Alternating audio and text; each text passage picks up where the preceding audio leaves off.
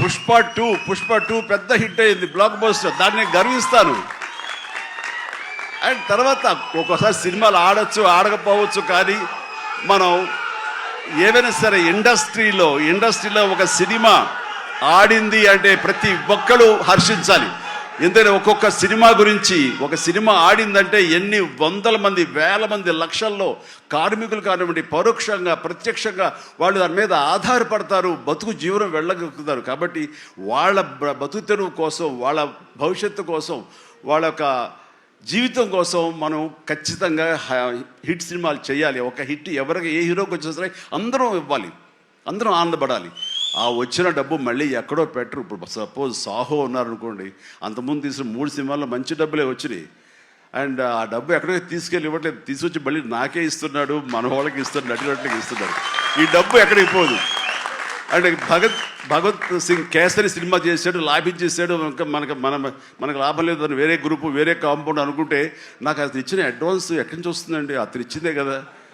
అది రావాలంటే అతను మంచి భవిష్యత్తు కోరుకోవాలి, అతను గుడ్ విషెస్ తెలియచేయాలి. అందుకని ఇండస్ట్రీలో ప్రతి ఒక్కళ్ళు ఒకళ్ళనొకళ్ళు అవినాభావ సంబంధంతో ఒక కుటుంబ సభ్యుల్లాగా ఉన్న రోజున ప్రతి వాళ్ళు గొప్పగా చెప్పుకుంటారు, ఆనందంగా ఉంటుంది.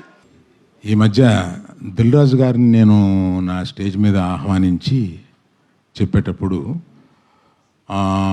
నేను రామ్ చరణ్ని తగ్గించాను అన్న ఒక అభియోగంతో నన్ను చాలా ట్రోల్ చేశారు, మీ అందరికీ తెలుసు. దాని మీద సీనియర్ విలేకరి గారు నన్ను ప్రశ్నిస్తే మిగతా అందరూ ఆ సందర్భం కరెక్ట్ కాదని నేను మళ్ళీ చెప్తానండి, ఇప్పుడు వద్దు, ఇప్పుడు నేను కామెంట్ చేయలేను అన్నాను. దాని మీద మీకు అంటే పబ్లిక్కి నేను చెప్పాలని అనుకున్నది ఏంటంటే, ఆ రోజు దిల్ రాజు గారిని ఆహ్వానిస్తూ ఆయన ఒక్క వారం రోజుల్లోనే కష్టాలు నష్టాలు ఇన్కమ్ ట్యాక్స్లు ఇవన్నీ అనుభవించారు అని పరిచయం చేయడానికి ఇన్అడ్వర్టెంట్లీ, అంటే యాదాల ఉద్దేశపూర్వకం కాకుండా ఆ మాట అనాల్సి వచ్చింది. దానికి మెగా అభిమానులు చాలా ఫీల్ అయ్యి దాన్ని ట్రోల్ చేసి, నన్ను ట్రోల్ చేసి చేశారు. ఫీల్ అయిన అభిమానులకి నేను చెప్తున్నాను, ఉద్దేశపూర్వకంగా చేసింది కాదు. నేను చరణ్ నా కొడుకు లాంటాడు, అంటే నాకున్న ఏకైక మేనలుడు, అతనికి ఉన్న ఏకైక మేనమావని. అందుకని ఎమోషనల్గా చెప్తున్నాను, ప్లీజ్ లీవ్ అస్ బిహైండ్. చరణ్కి నాకు ఉండే ఒక రిలేషన్షిప్ ఇస్ ఎక్సలెంట్ రిలేషన్షిప్లో ఉంటాం మేము. అందుకని please let us leave it alone.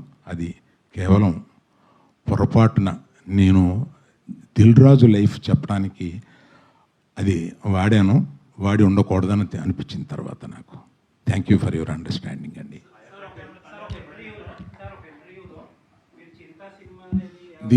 దీంతో ఆపేద్దాం సార్. దీన్ని ఎక్స్టెండ్ చేస్తే నేను ఒక్క నిమిషం సార్, ఒక్క నిమిషం.